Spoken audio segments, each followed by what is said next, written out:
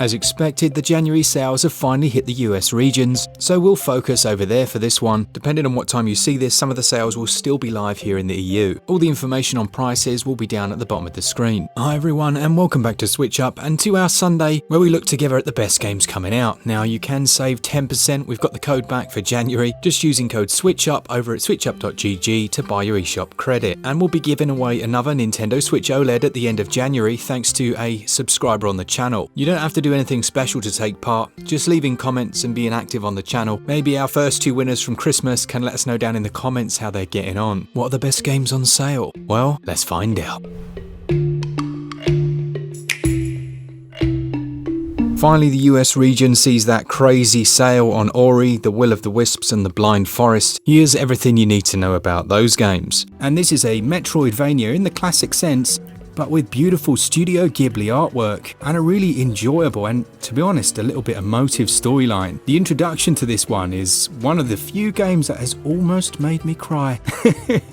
I'm not ashamed to say it. Now, Moon Studios did a brilliant job bringing this across to the Switch. It runs well enough and it looks great, and you're looking at around about a 10 to 12 hour adventure if you're reasonably fast paced, but for someone like me it's more like 15. Now on the back of that one you've got the sequel, Ori and the Will of the Wisps, which is currently £6.24. That's 75% off, and again it's its lowest ever price, and both of these do have physicals available that you can usually find at a discounted rate if you look around. But the sequel took the first game and then built upon every aspect of it. It also included a quite interesting online speedrun type mechanic that you didn't have to partake in at all, but it was a little added extra with race leaderboards for the best players. Now it's still a Metroidvania, it still has that lovely Studio Ghibli handcrafted style. That is an absolute January bargain.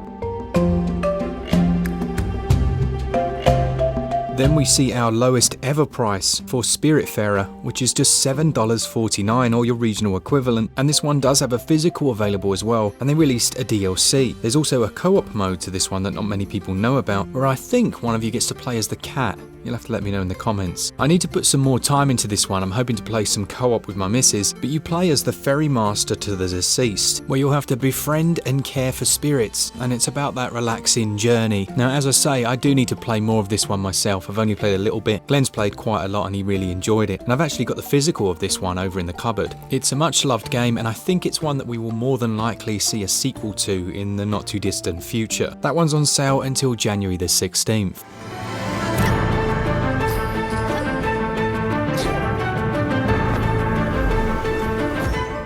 The outstanding Celeste is 75% off, down to $4.98. And if for some reason you haven't played this one, it's a hard as nails platform game that sees you ascending the mountain, which is known as Celeste, which acts as a metaphor essentially for Madeline, the main character's journey through a number of issues. They added in a new side, which was called the B-side, with a load of new stages, and you're looking at over 700 screens, with each screen acting as a mini level of sorts, with its own unique challenge, like a segment of Super Meat Boy. It has an incredible soundtrack, loads of references to pop culture, including a slightly funny one of Dark Souls in the early game, and it's really easy to just pick up and play. Highly recommended, and for this price, if you don't own it for whatever reason, you should add it to your collection.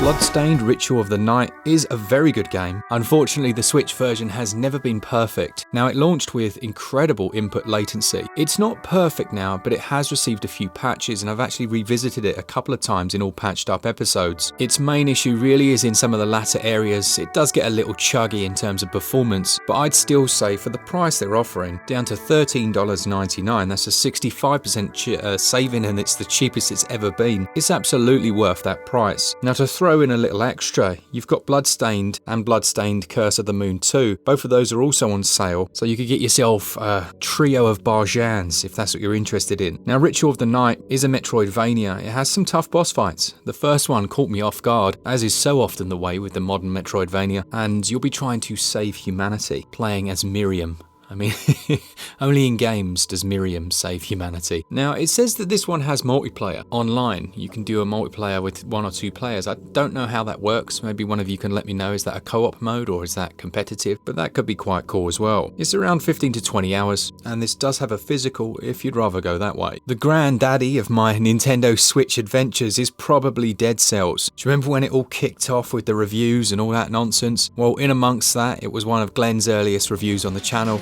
and he absolutely nailed it. What I love about Dead Cells is the amount of work the team have put into the game after its launch. It didn't launch with any huge bugs or issues, but they just wanted to add more and more to it, and that's exactly what they've done. Now, if you own the base game, you can actually pick up the Fatal Falls DLC at 30% off, the Bad Seed DLC, which I've got a review of, for 40% off, and the Queen of the Sea DLC for 20% off. Essentially, picking up all of those for around about $10. They're still working on this series, there's more to come in the near future, and I'm sure we will see a sequel quite soon.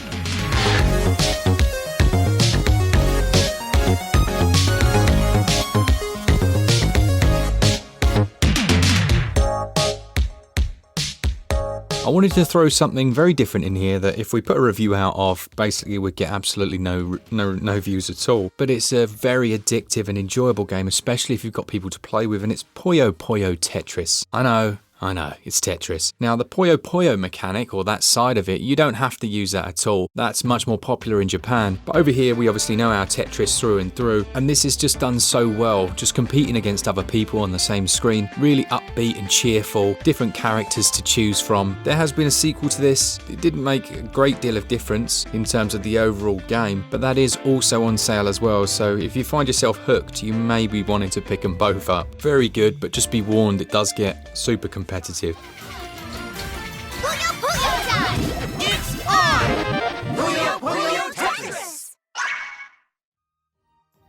I know some people find it a little long-winded, but I really do love the Ni no Kuni game Wrath of the White Witch. It's currently $9.99, that's 80% off, which matches the cheapest we've ever seen it, and that's for what, a 50 to 100 hour long JRPG adventure. It's always on at the same time as things like Ys 8 and Tales of Vesperia, which are both excellent JRPGs, but I haven't talked about it in a while, and most recently my daughter's been playing it. She said it's a bit like Pokemon. I kind of see where she's coming from, but while it doesn't avoid all of the pitfalls of modern JRPGs, i.e. dragging in certain areas and not knowing when to end, it does really tell a lovely story once you're fully invested in it. Weirdly, I actually preferred the second one. I know not many people that I know seem to, but I still love this. I love the artwork that they've done here. The soundtrack's incredible, and it's just quite a chill experience. Well, it is until it isn't. So if you're considering that one, it's just 5.7 gigs to download, and that sale goes on until January the 16th. You might just be able to stop him, see? You really think I can? Of course you can! You are the pure-hearted one! And the legends say that the pure-hearted one will drive away the darkness! Now, I know there are people that watch these videos every week, and you're sat there thinking, yes, I'm getting away with this. I already own all of these games. Happy days. But do you own Full Metal Furies? This one's 80% off, down to just $3.99. You quite literally couldn't get a Big Mac meal for that anymore. And forget large fries, you're gonna have to go with regular. This one is an incredibly enjoyable co-op beat-em-up / adventure RPG. Now, you don't have to play with other people, but Glen and I played through this one almost in its entirety, and we absolutely loved it. You essentially get 4 different squad members, but we chose 2 because there was only 2 of us, and they each have their own abilities. One of them's a sniper, one of them's better up close and personal, and you'll fight your way through these stages, needing to work together to succeed, and then being able to move freely on this grid-style map with other areas that are just about exposition. There are hidden items. There's a really good storyline. It's really responsive in terms of those controls, and I think it will surprise a lot of people. It's only 423 megs, and you're looking about 12 to 20 hours of gameplay. Quality game. Highly recommend adding it. Then probably one of the most relaxing games I've played in the last 5 years. We have Abzu. This is down 65% to $6.99, and it'll be for fans of games like Journey. Now, you start by diving beneath the waves with no real guide as to where you're going or why you're doing it, but you're gradually given exposition through some of the things you'll see, and you'll soon realize that there's far more here than meets the eye. Now, this won't be for those seeking a challenge. As I say, this is essentially a walking simulator under the ocean, so swimming simulator, and it's also not very long. You'll finish it in about 3 hours. It is, however, for those people that need something relaxing, they need something chill that will make you forget about the vagaries of your life for 5 minutes. I really loved it. I loved that you could grab onto a big fish and go swimming around, and that the world seems to kind of react as I move through it. I do have a review of this one on the channel as well if you want to check a bit more of that out, but I'm a big fan of walking simulators, so for me this is well worth it, and that sale goes on until January the 16th.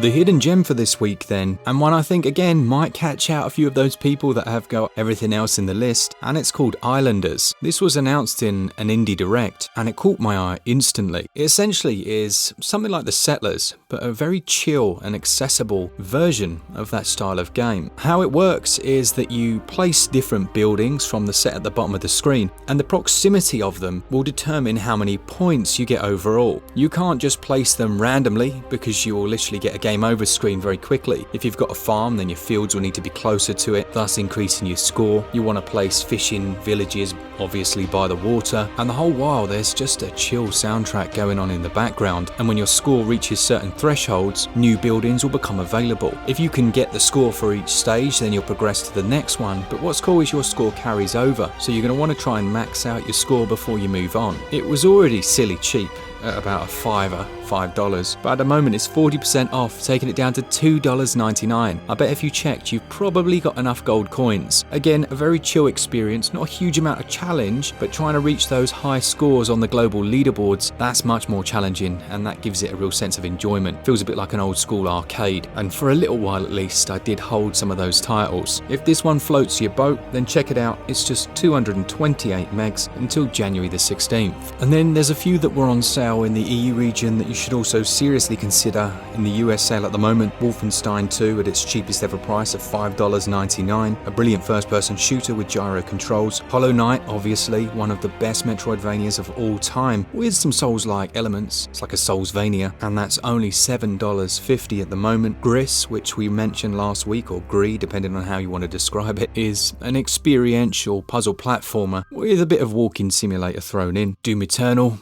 doesn't need much introduction, or the original Doom, both on sale at the moment at 75% off. The Outlast games, which don't get many mentions, are actually on sale at the moment at their cheapest ever price, 85% off. The reason I don't get many mentions is because I'm a bit of a wuss when it comes to scary ones, but they're well worth the $3.74 asking price. I believe Fist is also on the US sale now, as well as an absolute shed ton of others that hopefully some of you will help out in the comments with. Now, thanks to all of you. Please do save yourself some money on these. Use our code SwitchUp over at switchup.gg to get your instantly delivered vouchers, and we get a little kickback, as you know, from Nintendo for that. Also, there's info about some very cool controllers and all that stuff. It's all in the description, go and check it out. And a thanks to all of you and our Patreons who support us each and every month. For all things Switch, all the time, keep it Switch up. Cheers guys, see ya!